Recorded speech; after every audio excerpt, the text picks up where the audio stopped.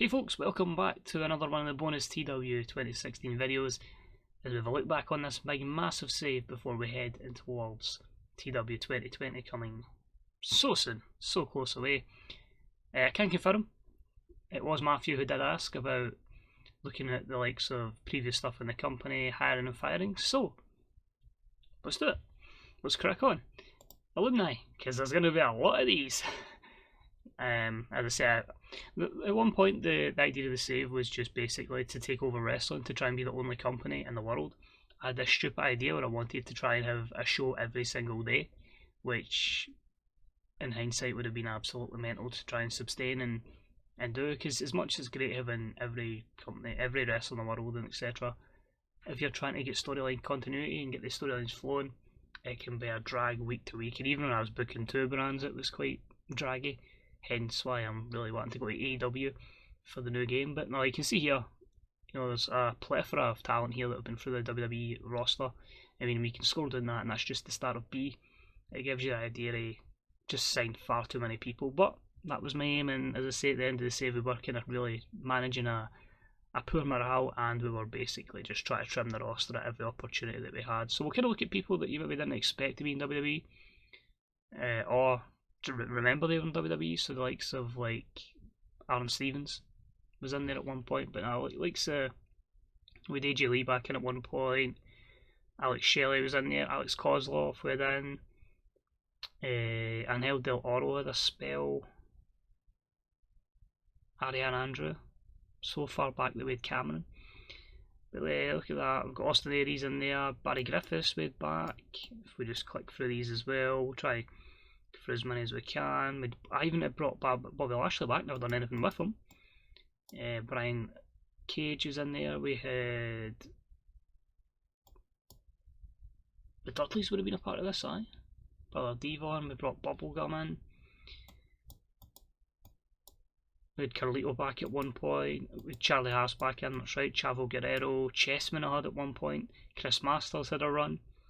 Christina Von Eri, whatever happened to her? If MD actually knows, I'd honestly not seen her since she was in TNA, so if MD knows if she still wrestles or what, because she had a very unique look, and I thought she'd have done quite well for herself just based on her unique look. We got else in there. Dachi Hashimoto, I think, was one of those mishandled talents. Dash Chizako, even got to use Batista. David Otunga was an active wrestler, I think, at one point. D'Lo Brown. Descaros Jr., still Alberto Del Rio, with Dragon Lee at one point, with Drago. Dutch Mantel weighed in at one point, we also used The Rock a few times. El Hijo Del Ice Cream, El Ligero. Etienne Grenier was. That's one thing I want to try and utilise a lot of as well. Etienne Grenier was a new gen wrestler that came through, so I want to try and utilise them. That's why I'm kind of a wee bit wanting to do like an offline Cornellverse save, just to get used to having these kind of wrestlers in. So we'll see with Bad News Fally as well, or Bad Luck Fally I should say. Flex Freeman, tried to bring him back, didn't work out. We had Kazarian, Gabriel Fuerza. We brought back George Murdoch.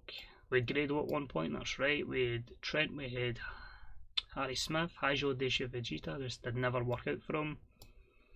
It's bad because they're all on their proper names, so some of them I still utilise. Like here, we had Io Shirai at one point, I don't think I was too full aware of who Io Shirai was, and now I'm like, oh my god, she's incredible, so expect big things for her in the new game. Because that's the thing, like, in 2016, like, I felt my knowledge gain for TW 2013 to 16, and then times that even more to 2020 as the wrestling world obviously evolves, so there's more people you become familiar with their work and you want to use them. With Jeff Cobb in there at one point, Jeff Scott and Belly, Jesse White we brought back. Jimmy Dream, Jimmy Havoc, Joe Hendry, Joe Robinson in there as well. The Lucky Cannon push, we actually gave him a decent push, he might have even been IC champion at one point. Shibata we had at one point, we had Kenny back, then we had Kenny Williams as well. Kevin Kelly, Godwin with Alex Riley at one point. So I'm pretty sure these, I don't know if they do include people that were there previously, maybe. The problem is I signed that many people, I'm like, I probably did bring Alex Riley back, so there could be some folk that not necessarily were me. Low key, Mad Braddocks would have used him at one point before he got sacked, or I brought him back because I quite enjoyed his character. Marshall Von Erich, we definitely had the Von Erichs in. 2 young guys there. So a lot of these will just be people who get punted to NXT, Mauro Ranallo. We never saw him again, or they get released from there. Mike Hettinger, so that'd have been Mike Knox. Marufuji in there as well. Paul London. I definitely think I brought Paul London back. Psycho Clown, I don't know why I've seen half of these people, but there you go. Ricky Banderas, I definitely had at one point. Rocky Romero in there. Ross Van Erich has been mentioned. Sammy Callahan was brought back. There's just so many people that I wish I would have utilised them a bit better, but you can't push everyone, that's one of those things, and yeah, it just happens there. Sean Hernandez, I think, was in as a coach more than anything. Sean Strickland was wasted as well. You can just see in there Stuart Tomlinson, that's how long ago the save was, he no longer wrestles, I believe. Tessa Blanchard, who's never done anything with as well.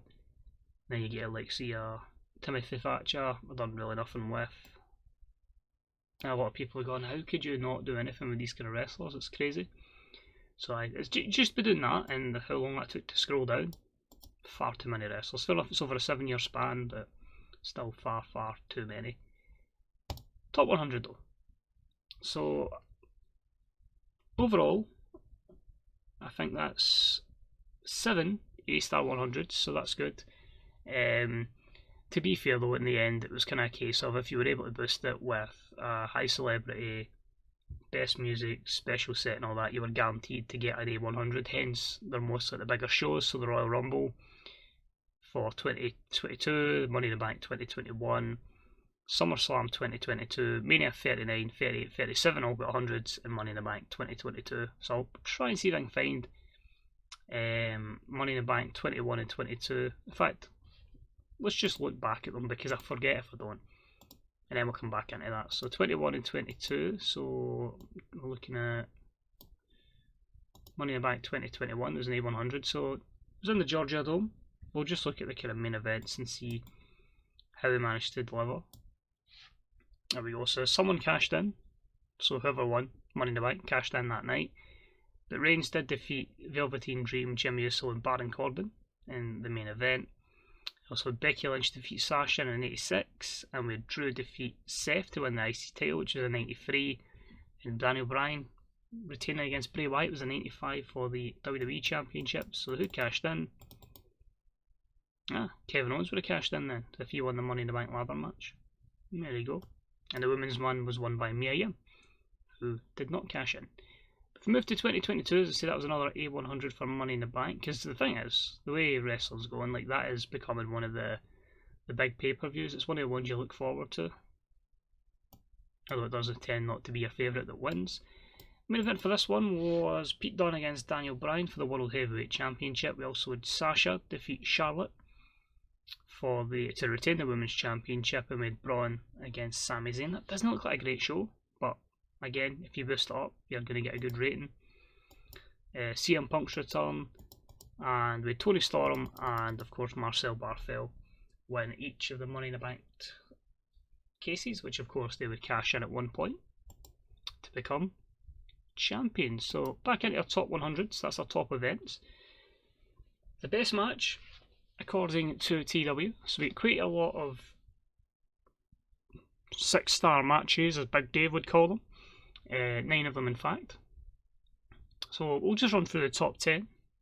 So the A-star 99 was Roman Reigns defeating Drew McIntyre in a 1-hour Iron Man match from Payback 2020. We had Roman Reigns defeat Dean Ambrose in the World Grand Prix of 2019. It was a 5-star match or 6-star match. Roman Reigns defeated Zack Sabre Jr., Rusev, Randy Orton and Baron Corbin in a 5-way on SmackDown 2019. With Baron Corbin defeat Roman Reigns, Zack Sabre Jr. and Randy Orton at No Way Out 2019. Sami Zayn and Ricochet defeated Fergal Devitt and the Velveteen Dream from SmackDown Live in December 2021. Randy Orton and Baron Corbin defeated Roman Reigns and Zack Sabre Jr. from SmackDown in December 2018. Daniel Bryan defeated Fergal Devitt at WrestleMania 37, was a blockbuster main attraction match, A-star 100. My first 100 match was just over a year into the save, Battleground 2017 where Roman Reigns defeated Seth Rollins to set a marker basically that they keep trying to get to. Didn't get it with too many singles matches, mostly tag matches though. As in 6-man action, it was Adam Cole, Rusev and Daniel Bryan defeating Almas, Devitt and The Miz on Raw 2021, and Kenny Omega and Samoa Joe defeated Okada and Ibushi in November 2021 on Raw. So you can see there are a lot of stuff into the future, not so much when we first started. As you can see, we're only just started getting into the 90s here, the 90 and 91. I don't know how easy that is to see there, but the A-star matches with Rollins, Styles and Balor defeating Reigns, Owens and Samoa Joe, and that was October, so October, December.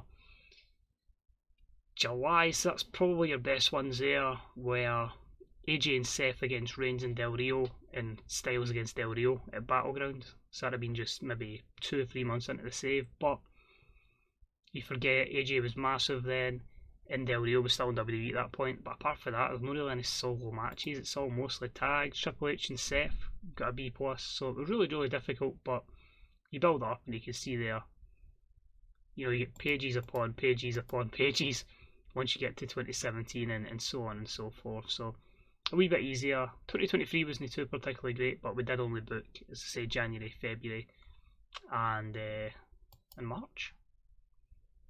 So another thing I want to check, so that was our top events of all time. But people will say, how do you get there? July had one good draw, August had one, December had like my best show, but it took me time. So there's nothing there you'll see that's going to be April or May or June. There you go, the first June show was a B+, and that's about an 84 I think. 27th best show of the year, so any save, it takes time to build up your wrestlers and get to that level, so don't think it happened overnight. It's certainly, and you notice again we get to the saves in TEW2020, it's going to take time to build up, but once we get there, it will start rocking in those good ratings. You just need to be a wee bit patient. So, that was a small wee look back, 12 minutes of the WWE save. And I think, do you know what? I think I'll just add in to this that wee extra bonus thing that I was going to add in. Let me just pause this and you'll see in a second. This is a throwback. Here we go. This was something that started off well. We'd done about a year plus so of it, and unfortunately I just never had the time to just keep writing out the angles, which I'm hoping I should be fine with this year, so I know how to balance it a bit better. But yeah, the old TNA save we done, I just felt like it wasn't big enough to really put as a solo video, so I just thought I'd add it in here as well. So you can see our title history, and we'll just look through a few things of TNA, the save obviously I think we got 120 odd episodes of. So we started off, same database, so Jade was champion. She lost it to Gail Kim pretty quickly, and Gail held the championship belt until August of 2016. Before she lost it to Sienna, and I gave Sienna a big run, but not a lot of defences there, right up to April 2017, and then Ali had it for April to June, and then Rosemary is our current champion, so again, keeping different champions. The National Championship was brought in, I think this was me just utilising the Legends belt, I don't know, but Bram started as champion anyway. He had it until August and done nothing, but a lot more title defences from Jay Lethal, who had it until November. He lost it to Shibata, who had a near year reign. He's only just lost it actually, and that was to Samoa Joe, which would have been at the last pay-per-view. The tag belts went a wee bit more all over the place. The Decay lost it to the American Wolves, who then lost it to the Young Bucks. Their reign was okay, and then they lost it to the Decay again, before Phoenix and Rey Mysterio Jr., then Brian Cage and Mike Bennett, before the Young Bucks recaptured the gold. I don't know the story behind Brian Cage and Mike Bennett, I need to go back and look at that one. Our Next Division Championship, we went from Trevor Lee to Ricochet to Kenny Omega, to Phoenix to Kenny Omega, to Ricochet again, Arhennis, then to Jay Lethal, and your current champion is TJ Perkins. And the World Heavyweight Championship, we gave Drew a decent run. He had the belt March until July. Wade Barrett came in, or Stu Barrett, So kind of combining his real name, Stu Bennett, and obviously his other name, Wade Barrett, to Stu Barrett. He had it until October 2016. Fergal Devitt came in October and he was champion until, and is still the champion now. I think the plan was to have him a year-long reign, and he probably would have lost that at Bound for Glory. But yeah, it's quite mad. As I say, we never really progressed up from Cult. I think we're on the brink of National. So close. I think if we'd have kept playing that a wee bit longer, we definitely would have got National, and then obviously would have cracked on to challenging WWE. Again, morale issues was a wee bit of a thing then. Just gotta look through my roster to see who I'd kind of signed. So we brought in Adam Cole. We brought AJ Styles back. Austin Creed had come in. I brought in Becky Knox, so there we go, she was back. We brought in Brother Wyatt. So I'd really just went with a lot of WWE guys, which is sad to say is probably going to be the case in AEW, say people that want to just nab them to kind of go for there. We had Chad Gable in, Chris Jericho had came, Claudio Castagnoli was in. Doomsday, Kane, that's right, I brought Kane in as Doomsday for a short-term deal, I hope. Nah, it was a short-term deal, that's not too bad. Actually sensible for me. Fergal Devitt. We brought Jeff Hardy back. We brought Joe Coffey in. Just to know that guy, he's terrible. Kenny Omega was in. Raven was in as a manager. Rey Mysterio, Ricochet, Samoa Joe was back. Shibata was in. Yeah, it was an alright save. I enjoyed it, but as I say, just time wasn't on my side. So let's see how many shows we did get booked. So could obviously just go all years. So there we go. It would have been 97 episodes, unless I stalled anything out. But no, it was fun. It was enjoyable. Just a shame, as I say, we never managed to finish it out. But we did get to the, as I said, finishing a pay-per-view, Hard Justice. So let's look at our last ever show. Devitt versus Styles was the main event in '83. 15,000 fans at it. We can tell the buy rates weren't particularly great. We're still working on that. And then co-main with Samoa Joe and Shibata as well. Again, top 100. Sacrifice 2017 was my best show. Fergal Devitt and Adam Cole against Cage and Bennett was my best match at B82. So you can see there, I was maybe still not quite familiar with storylines because this probably finished in 2017 as well, which is quite mad because I say I was doing the two series at once, and you can see there was improving, but not quite where we wanted to be. So nice wee bonus for you there, nice wee throwback. But unless you can think of anything else that I can record in the time until the beta comes out, then that probably will be your TW content after the Hall of Fame ceremony that comes up on Saturday. Just really looking through the WWE mod and who was in main events, and just a nice wee throwback episode, if you will.